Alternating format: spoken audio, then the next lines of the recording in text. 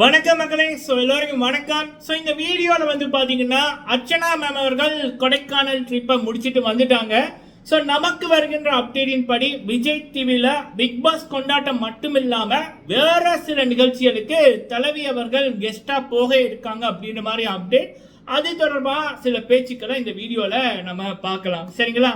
And அடுத்தது வந்து இந்த படங்கள் எல்லாம் இருக்கு மக்களே. நம்ம தலைவர் சூப்பர் ஸ்டார் ரஜினிகாந்த் சார் அவர்கள் படம், தளபதி விஜயண்ணா படங்கள், அதுலலாம் நம்ம பார்த்துருப்போம்.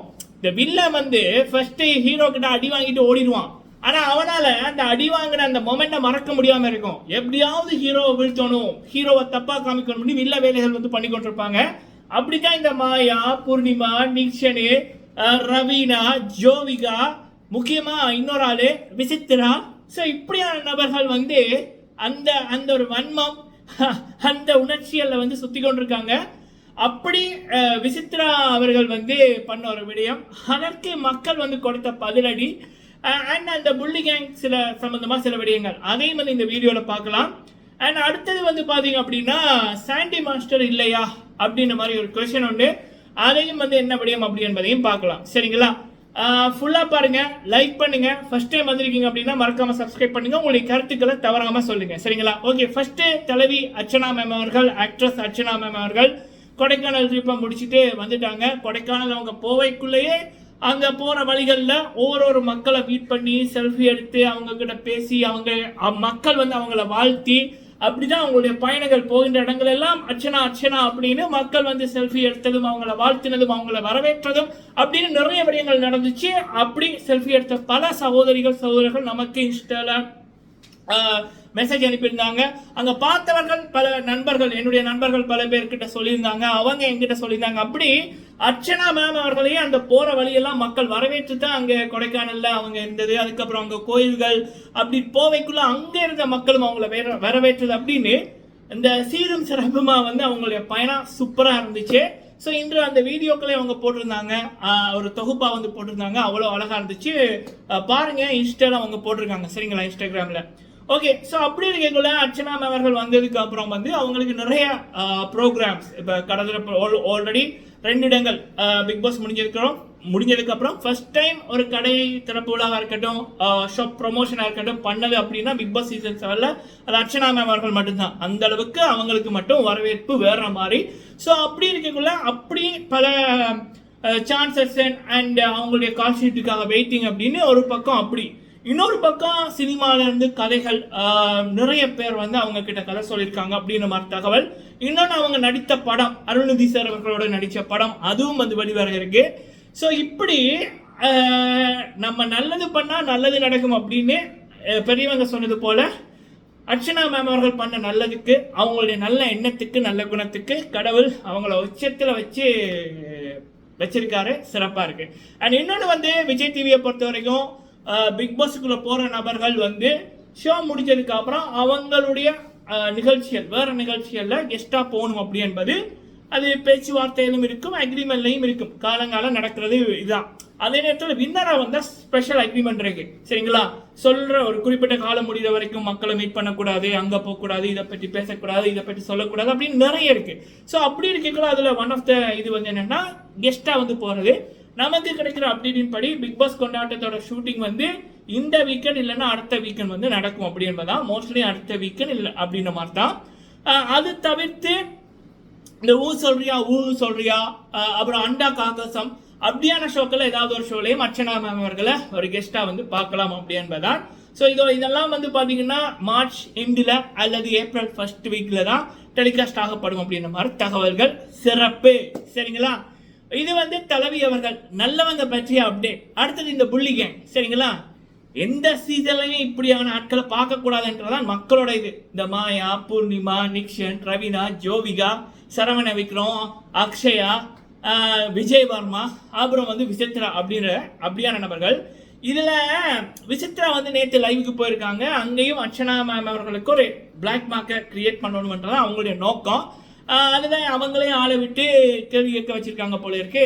அர்ச்சனா கூட நீங்க பேசுனீங்களா அப்படின்னு. அதற்கு விசித்ரா சொல்லியிருக்காங்க, இல்லை நான் கால் பண்ணேன், அவ தான் எடுக்குது அப்படின்னு. அதாவது மக்களே, அர்ச்சனா மேம் அவர்கள் கொடைக்கானல் வந்து போனது வந்து ஒரு 5 நாட்களுக்கு முதல். அதற்கு முதலெல்லாம் வந்து அவங்க இங்கே தான் இருந்தாங்க.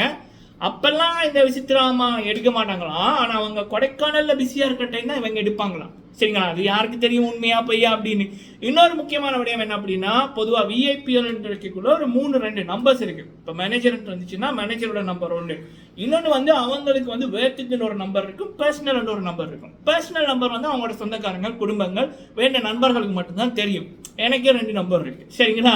ஸோ இது விசித்ரா அவர்களுக்கும் தெரியும். பட் விசித்ரா அவர்களுடைய அந்த ஒரு பேச்சு, அவங்க பேசின விதம் எல்லாமே இன்னும் அவங்களால அர்ச்சனா மேம் அவர்களுடைய வெற்றியையும் சரி, அர்ச்சனா மேம் அவர்களுக்கு கிடைக்கின்ற பேரும் புகழையும் சரி அவங்கள பார்த்து தாங்கிக் கொள்ள முடியாம பண்ற விடயங்கள் தான். என்னத்த சொல்ல முடியும் மக்களே, சில வாழை நிமித்த முடியாதுன்னுவாங்கல்ல, அதுதான். ஸோ இதை நான் உங்ககிட்ட சொல்லிக்க ஆசைப்பட்டேன். சரிங்களா? இப்போ வயசானா மேச்சூரிட்டி வரும், பக்குவம் வரும், அனுபவம் வரும், அதன் மூலம் எல்லாம் நல்லதே பண்ணுவாங்க, நல்லதே செய்வாங்க அப்படின்னு சில பேர் சொல்லுவாங்கல்ல, அதெல்லாம் பொய். சரிங்களா? 5இல் விளையாதது 50இல் விளையுமா, அதுதான் உண்மை. ஓகே மக்களே, சரி அடுத்த விடயம் வந்து சாண்டி மாஸ்டர் இல்லையா அப்படின்ற மாதிரி இந்த ஜோடி ஆயு ரெடி அப்படின்னு ஒரு ஷோ நடக்குது. அது போன வீக்கெண்ட் வந்து பண்ணாங்க பாருங்க ஒரு விடயம். அது சத்தியமா என்னால் அக்செப்ட் பண்ணவே முடியாம இருக்கு, ஜீரணிக்க முடியாம இருக்கு. 3 ஜட்ஜஸ் இருப்பாங்களாம். ஆனா அந்த ஜட்ஜஸ் வந்து எலிமினேஷனை முடிவெடுக்க மாட்டாங்களாம். லோவில் இருக்க 3 பேர்ல யாரை வெளியில அனுப்பணும்னா அவங்க முடிவெடுக்க மாட்டாங்களாம். ஆனா கான்டெஸ்டன்ஸ்கிட்ட வந்து கொடுத்துருவாங்களாம். அப்ப கான்டெஸ்டன்ஸா வந்து அதுல யாரை செலக்ட் பண்ணணும், செலக்ட் பண்ணி வெளியில அனுப்பணுமாம். அதுல கொடுமையோட உச்சம் என்ன அப்படின்னா, பிரசாத் அண்ட் தமிழ் செல்வி கண்டிப்பா they are best in the business அப்படின்னு தான் சொல்லணும். ஒரு டாப் 5 டாப் 3 வர வேண்டிய நபர்கள், சொல்ல போனா டைட்டில் வின்னர்ஸ் அப்படின்னே பார்க்கப்பட்ட நபர்களை அந்த மீதி இருந்த 9 பேர்ல 7 பேர் ஓட் போட்டு அனுப்பியிருப்பாங்க. சரிங்களா? அப்ப அதுலயே தெரியுது எவ்வளவு தூரம் அவங்க ஸ்ட்ராங்கான நபர்கள். அப்ப அந்த ஸ்ட்ராங்கான நபர்கள் உள்ள இருந்தா மீதி நபர்களுக்கு தடையா இருக்கும் அப்படின்ற நோக்கத்துல அவங்க குத்துனாங்க அப்படின்னு. ரவினா எல்லாம் தமிழ் செல்விக்கு அந்த அந்த வெளியில அனுப்பணும்னு அவங்க அந்த அந்த தருணங்கள், அந்த மொமெண்ட்டை பார்த்தீங்கன்னாலே தெரியும் அவ்வளோ தூரம் இவங்க ஒரு பிளான் பண்ணி ஒரு கூட்டம். இப்போ பிரதீப் அண்ணா அவர்களுக்கு நவம்பர் 4, 2023 நடந்தது போல இங்க வந்து நடந்திருக்கு. சரிங்களா? ஜட்ஜஸ் பண்றதுக்கு பதிலாக கான்டெஸ்டனை விட்டு பண்ணுது எவிக்ஷன். ஸோ அப்படி இருக்கக்குள்ள அது வந்து பேசும் பொருளாக பல மீடியாக்களில் பேசப்பட்டுச்சு, பல ஃபேஸ்புக்கில் இன்ஸ்டாலெல்லாம் பார்த்தோம். இன்னைக்கு என்ன அப்படின்னா, இந்த வீக்கெண்ட் வந்து பார்த்தீங்கன்னா சாண்டி மாஸ்டர் இல்லை ஜட்ஜா, அதுக்கு பதிலாக மீனா, அப்புறம் வந்து ஸ்ரீதேவி, அப்புறம் லைலா, இவங்க வந்து இருக்காங்க.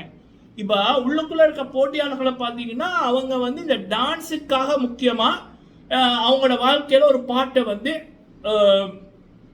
அர்ப்பணித்து லேர்ன் பண்ணி நீங்கள் அவங்களோட பெர்ஃபார்மன்ஸை பார்த்தீங்கன்னாலே தெரியும். முக்கியமாக பாய்ஸோட பெர்ஃபார்மன்ஸ் என்ன பார்த்தீங்கன்னா தெரியும், ஒரு உயிர் போனால் கூட பரவாயில்ல அப்படின்ற மாதிரி பண்ணுறாங்க. ஸோ அதில் இருக்கிற அந்த போட்டியாளர்கள் எல்லாருக்குமே டான்ஸில் ஆனா அவனெல்லாம் தரவா வந்து தெரியும். சரிங்களா? 90% பேருக்கு. ஆனால் அப்போ அப்படிப்பட்ட நபர்களை ஜட்ஜ் பண்ணுறதுக்கு சாண்டி மாஸ்டர் பெஸ்ட்டு. அவரை நான் போன ரிவ்யூவில் நான் சொல்லியிருப்பேன், அவரை போல மீதி 2 பேரையும் போடுங்கடாப்பா அப்படின்னு. இப்போ சினிமாவில் டான்ஸ் ஆடுறது வேற, ரியலில் நீ டான்ஸ் ஆடுறது வேற. சினிமாவில் நீ எவ்வளோ பிரேக்கோ டேக்கோ எடுத்துக்கலாம், ஆனால் ரியலில் அப்படி இல்லை. அப்போ மீனா அவர்களும் சரி, ஸ்ரீதேவி அவர்களும் சரி, அவங்க கிரேஸ் மூலம் தான் அவங்களோட டான்ஸை வந்து பார்த்துருக்க முடியும். பிரபுதவாசன் அவர்களோட மீனா அவர்கள் டான்ஸ் ஆடைக்குள்ள அதுலேயே டிஃப்ரெண்ட் தெரியும். சரிங்களா? ஈவன் டேக் எடுத்து பண்ணப்பட்டா கூட அதில் டிஃப்ரெண்ட் தெரியும்.